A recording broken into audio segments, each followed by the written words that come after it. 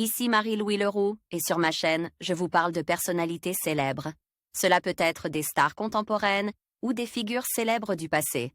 Abonnez-vous si ce sujet vous intéresse. Et maintenant, passons à la célébrité du jour. Bonjour à tous. Aujourd'hui, je vous invite à plonger dans l'univers fascinant d'Amélie Nothomb, une auteure belge qui a su captiver des millions de lecteurs avec son style unique et ses récits empreints d'originalité. Dans cette vidéo, nous allons explorer sa vie, ses inspirations et ses œuvres les plus marquantes. Je partagerai également quelques anecdotes sur son parcours littéraire et ce qui fait d'elle une voix incontournable de la littérature contemporaine. Restez avec moi pour découvrir les secrets de cette écrivaine hors du commun. Fabienne Claire Nothomb est née le 13 août 1967. Fille d'un diplomate belge, elle passe sa petite enfance au Japon. Elle a une sœur aînée prénommée Juliette. Par la suite, la famille déménageait au gré des affectations de leur père entre la Chine, les États-Unis ou encore le Bangladesh.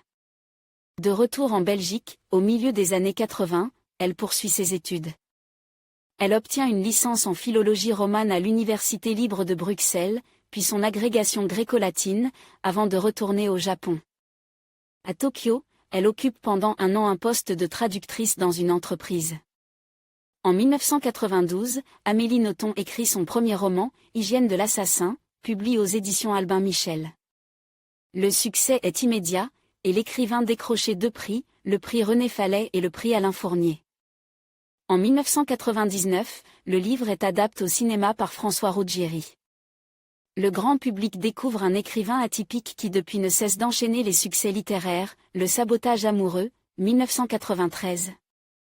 Les combustibles, 1994, Les Catilinaires, 1995, Péplum, 1996, Attentat, 1997, et Mercure, 1998. En 1999, elle publie un roman inspiré de sa première expérience professionnelle au Japon, Stupeur et tremblement. Le livre obtient le Grand Prix du roman de l'Académie française et constitue l'un des plus gros succès commerciaux de l'écrivain. Prolifique, Amélie Nothomb publie un livre par an et explique en rédiger plusieurs avant de sélectionner celui qui sera finalement édité. L'écrivain varie les registres en publiant des contes, Le Hollandais ferroviaire, et des nouvelles, Aspirine, L'entrée du Christ. À Bruxelles, parallèlement à ses romans. En 2012, elle écrit les paroles de la chanson Le pont de Juliette destine à Juliette Gréco, qui figure sur l'album Ça se traverse. Et c'est beau. L'écrivain obtient plusieurs distinctions tout au long de sa carrière. En 1995, elle reçoit le prix du jury Jean Giono.